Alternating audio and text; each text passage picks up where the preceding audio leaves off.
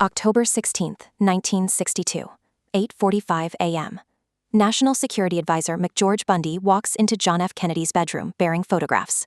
The images, 24 hours earlier by a Lockheed U-2 spy plane flying 72,000 feet over San Cristobal, Cuba, shows something terrifying: Soviet medium-range ballistic missile sites. In an instant, the strategic balance of the Cold War collapses. For the next 13 days, the world stands precisely one miscalculation away from total thermonuclear annihilation. How did humanity navigate its darkest bottleneck? With me, our doctor. To understand the Cuban deployment, codenamed Operation Anadyr, you must stand in Nikita Khrushchev's shoes. The United States had already deployed PGM-19 Jupiter nuclear missiles in Izmir, Turkey, practically on the Soviet border. Furthermore, the CIA's Bay of Pigs invasion convinced Moscow that Cuba needed a nuclear umbrella. By the summer of 1962, the Soviet Union secretly shipped 42 R-12 intermediate-range missiles to the island. These weapons carried 1 megaton warheads, each 70 times more powerful than the Hiroshima bomb, capable of reaching Washington in 13 minutes. That panic saturated the cabinet room. The Joint Chiefs, particularly Air Force General Curtis LeMay, relentlessly pushed for an immediate, massive bombing campaign of the missile sites, followed by a full-scale invasion of Cuba. But Kennedy, haunted by Barbara Tuchman's book The Guns of August and the accidental slide into World War I, resisted military groupthink. Instead, he opted for a naval quarantine. A blockade, though calling it a quarantine, avoided the legal declaration of war. On October 24th, 2 days after Kennedy's televised address to the nation, Soviet freighters approached the 500-mile quarantine line. Exactly, because by October 27th, Black Saturday, the political leaders had lost control of the battlefield. Over Baines, Cuba, local Soviet air defense commanders acted without direct authorization from Moscow. They fired 2 S-75 Divina surface-to-air missiles, shooting down a U-2 and killing American pilot Major Rudolph Anderson. Khrushchev was horrified.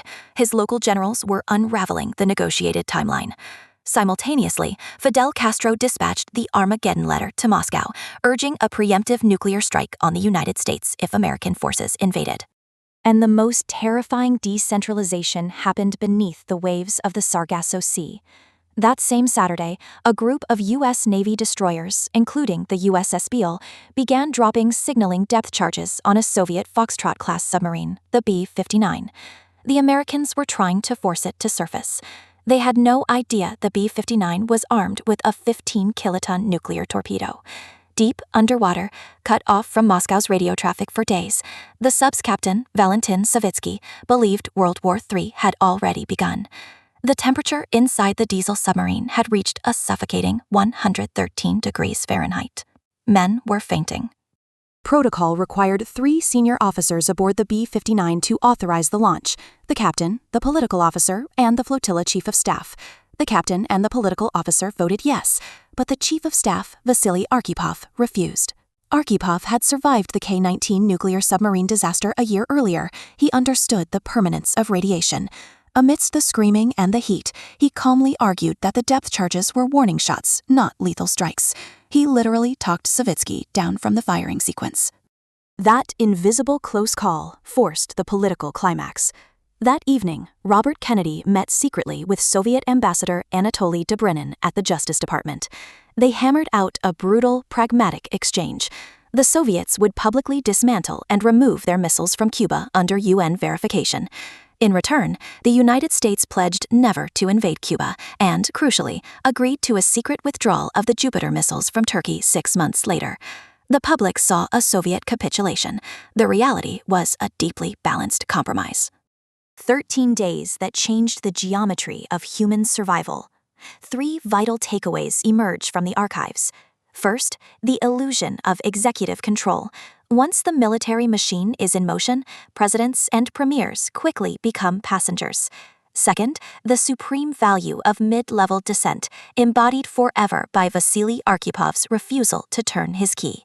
And third, the lethal danger of strategic empathy failures. Neither Kennedy nor Khrushchev understood the other's red lines until they were standing on them.